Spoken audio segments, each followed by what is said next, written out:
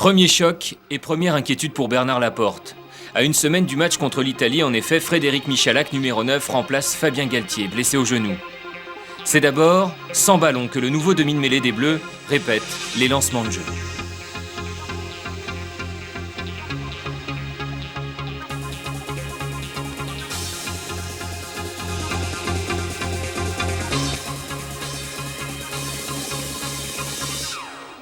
Quelques heures plus tard, c'est officiel. Galtier, le capitaine, est forfait. C'est donc Olivier Magne qui prend les rênes de l'équipe de France. Pourquoi Charlie? Parce que d'abord, par rapport à la tournée de l'automne et la tournée du mois de juillet, c'est vrai qu'il y avait 3 joueurs qui avaient quand même pris les affaires en main. C'était donc Graf, Charlie et Fabien. Ouais.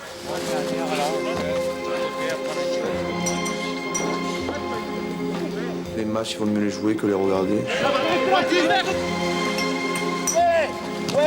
C'est comme ça, c'est la vie. Il faut accepter les choses. Prêt, sauter, blam, ça y est davantage, ça déménage, ça... Partir là. Alors, comme pour pallier l'absence de Fabien Galtier, joueurs et entraîneurs parlent beaucoup tout au long de cette semaine. Quand je suis en travers, t'es devant moi. Et toi, tu l'as donné à toi. Mais moi, je garde. Peu à peu, au fil des entraînements, 3 quarts et avant prennent leur marque. Le match approche. Mercredi, le jour de la mêlée. 1, 2, 3, 4, 5 mecs qui viennent se placer là, il n'y a pas les joueurs là. Attends, entre la place de Grégal et de l'Arcam, on va consommer, nous, 1, 2, 3, 4, 5, 6, 7 mecs. Bernard Laporte, lui, procède à quelques recadrages vidéo. On monte, il est obligé de taper. Ce France-Italie débute par une polémique. Steven Hall, le numéro 8 de Béziers, mais sud-africain de naissance, est sélectionné par la France. Une situation immédiatement clarifiée par le président Lapassé. Un garçon qui veut véritablement s'engager à être français, à venir en France, mais pourquoi ne pas l'accueillir? Pourquoi ne pas considérer qu'il est véritablement un atout supplémentaire pour que le French Flair soit performant? Le rugby a toujours été une terre d'accueil. Depuis l'origine, on vit avec des Britanniques. Il va falloir s'accommoder aussi à avoir quelques Britanniques dans l'équipe de France, mais jamais une priorité. Jamais une priorité parce que la priorité reste la formation dans les clubs. Donc suivons vraiment cette évolution de près. Faisons pas n'importe quoi, mais chaque fois que ce sera utile, il faut le faire. Malgré les 3 victoires de l'automne, c'est une équipe de France hantée par des vieux démons qui rentrent sur la pelouse du Stade de France. Juste avant, dans les vestiaires, en effet, Bernard Laporte rappelle à ses joueurs la défaite historique de la France au lendemain de son dernier grand chelem, en 98, contre l'Italie, justement. À l'heure des hymnes, les Français, eux, se doutent déjà que battre l'Italie sera tout sauf une formalité.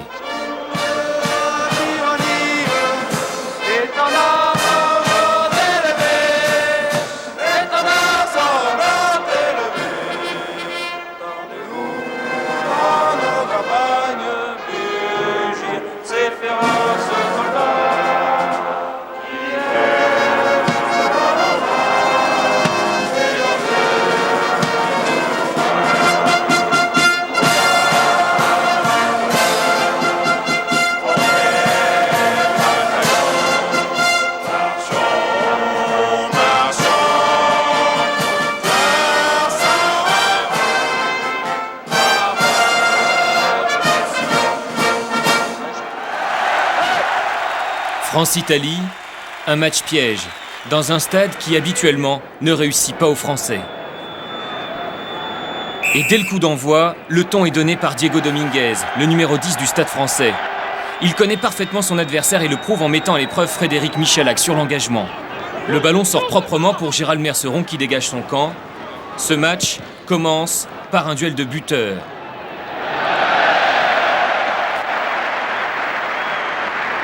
Les buteurs sont à l'honneur en effet dans cette première période et la France a du mal à imposer son jeu face à des Italiens accrocheurs. Deuxième minute, Diego Dominguez réussit cette pénalité à 30 mètres des poteaux. Il ouvre le score pour l'Italie, 3-0. La France décide donc de dynamiser le jeu en insistant au centre du terrain avec la puissance de Tony Marsh. La défense italienne ne se laisse pas surprendre, impossible de passer. Sous pression, l'Italie concède quand même une pénalité. L'occasion d'égaliser pour Gérald Merceron. 3 partout. Des tribunes, on pense alors que le match est enfin lancé, mais face à la résistance italienne, les esprits s'échauffent. Sur cette action, David Orado écope d'un carton jaune. la France est réduite à 14 pour 10 minutes. Et il reste encore plus de 20 minutes à jouer dans cette première période. Un scénario catastrophe que n'avait pas imaginé Bernard Laporte et qui va se poursuivre inexorablement.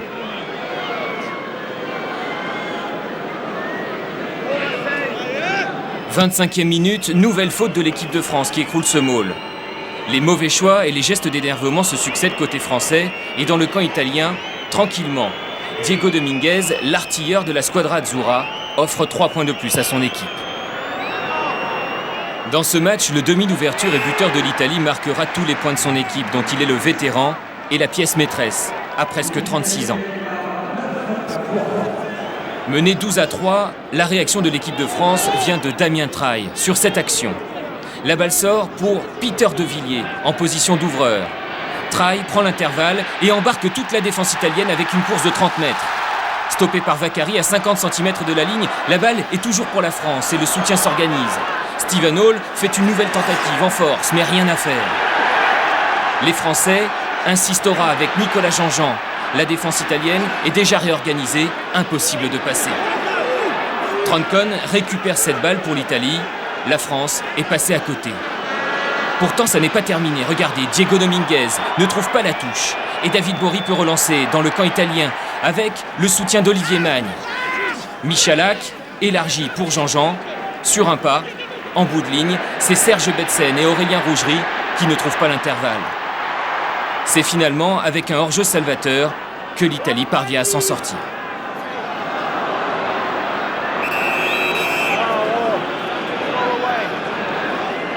Toujours pas le moindre essai dans cette première période. Alors les Français dynamisent encore et toujours. Michalak s'infiltre. David Auradou, en relais, libère bien son ballon. Et Damien Traille peut insister. Côté fermé.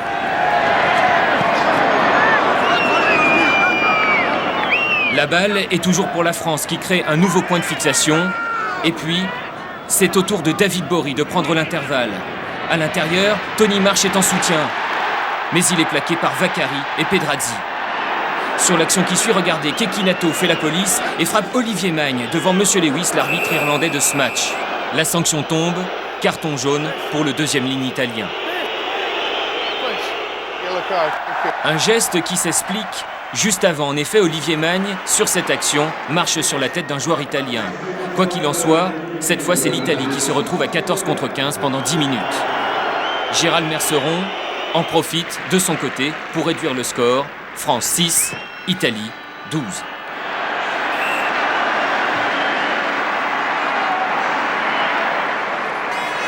Après une nouvelle faute de Locicero, Merceron ajoute 3 points de plus.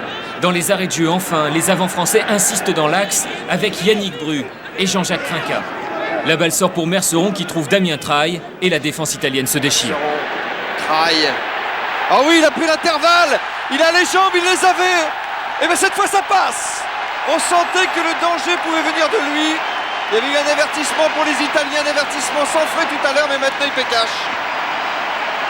Dès que la France met du volume de jeu, mais surtout conserve la balle. Regardez, la direction de course était parfaite avec un appel de Bory qui a fixé le premier centre italien et libéré l'espace pour Traille. 16-12 à la pause pour la France et Bernard Laporte n'en reste pas là. 12 points, un grattage au sol, Serge détaché, un tirage de truc, rien, pas une passe. On leur a donné 12 points, ils n'ont pas fait une passe. Pas une. Donc maintenant on va se filer un peu, d'accord, on va mettre un peu de rythme. À ces matchs, on va y aller, ce point de récolte, sur les touches, sur les médailles, on va y aller les premiers. Et ça va redémarrer là. Et ça va redémarrer. Et on va les respecter, on va pas faire de faute. C'est clair ça? Je sais même pas de quoi on peut parler. Je sais même pas de quoi on peut parler, mais je n'ai rien fait.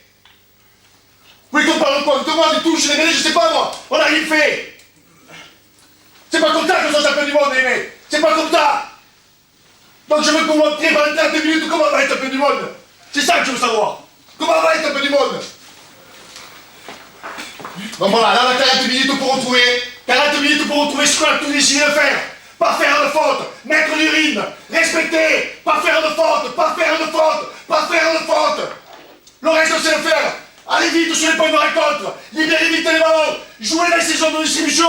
C'est pas des zones, c'est des boulevards qu'il y a. C'est des boulevards qu'il y a. Sauf qu'il faut avoir mieux le faire, c'est tout. Allez, c'est...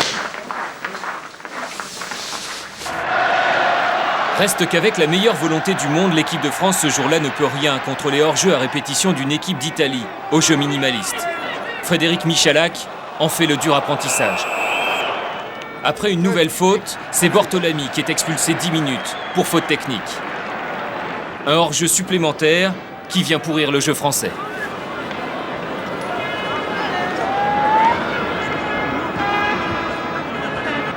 Gérald Merceron passe une nouvelle pénalité, l'écart se creuse, mais la France est loin des ambitions affichées.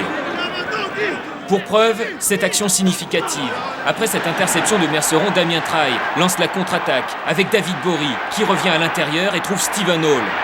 La balle circule bien entre les Français. Le plus dur est fait. Il n'y a plus de défenseur côté italien et c'est là que la faute arrive. Le type de maladresse qui exaspère le public, le type de boulette qui irrite les entraîneurs. La France domine mais ne concrétise pas. Nouvel exemple, quelques minutes plus tard, Frédéric Michalak récupère sur introduction adverse. La balle est pour la France. Gérald Merceron croise avec Damien Traille. Et puis c'est Yannick Bru qui percute avec Jean-Jacques Trinquat dans l'axe. La balle ressort toujours, côté fermé pour un nouveau point de fixation. Le ballon est toujours pour la France, mais les points de fixation ont beau se succéder, impossible de trouver la faille. C'est donc au large, cette fois, que les Français tentent leur chance. À 3 contre 1, mais là encore, Tony Marsh est arrêté par la défense italienne. Incroyable. Après un 8e temps de jeu, c'est en force que Xavier Garbajosa passe enfin la ligne. Mais l'essai va être refusé par M. Lewis.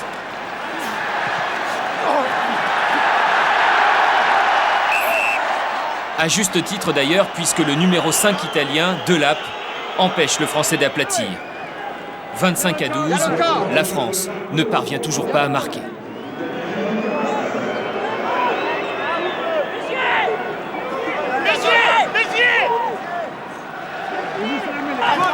Au cours de cette seconde période, après 1 heure de jeu, toujours pas de deuxième essai. Les erreurs tactiques des Français et l'anti-jeu des Italiens se succèdent. Diego Dominguez écope d'un nouveau carton jaune pour un hors-jeu volontaire. No, you can't. Off you go. I'm sick of this now. Cette fois, l'Italie joue à 13 contre 15. Pourtant, il faut attendre encore une fois les arrêts de jeu pour voir la France trouver la solution.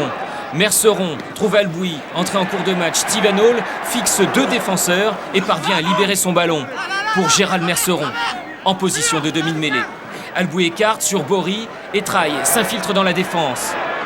Les Français progressent toujours avec David Bory et Olivier Magne. Xavier Garbajosa est présent pour un nouveau point de fixation et la balle est encore disponible pour la France. Olivier Magne insiste encore dans l'axe pour libérer des espaces. La défense italienne est en infériorité numérique et après un dernier relais de Fabien Pelous, c'est Serge Betsen en position d'ailier qui marque enfin le 2e et dernier essai du match.